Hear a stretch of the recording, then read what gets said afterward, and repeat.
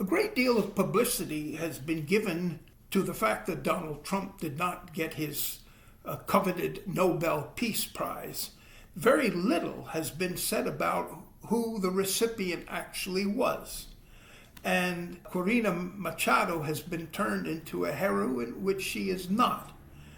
To be fair, the woman has a great deal of courage. There's no question about it. And to be fair, she has fought the Maduro regime, and it was awful that she was denied a seat, and it's awful the death threats she had.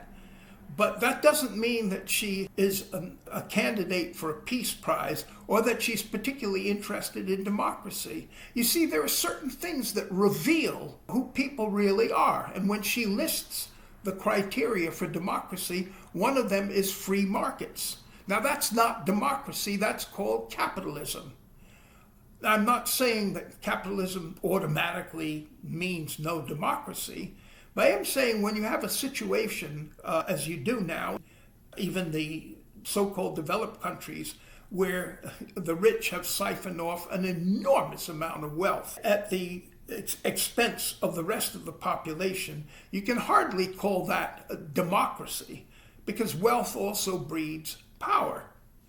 And so when she says free markets, it reveals who she is. And there's another thing that reveals who she is that nobody talks about. She's repeatedly called for the United States to invade Venezuela.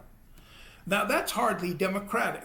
If Venezuela is going to change and go more toward her way, if it wants to take free markets, it's up to the Venezuelan people.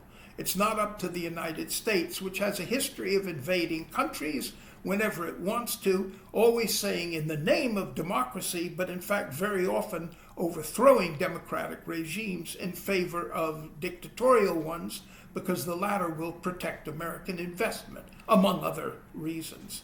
So no, I really have to say, on this one, fuck the Nobel Peace Prize.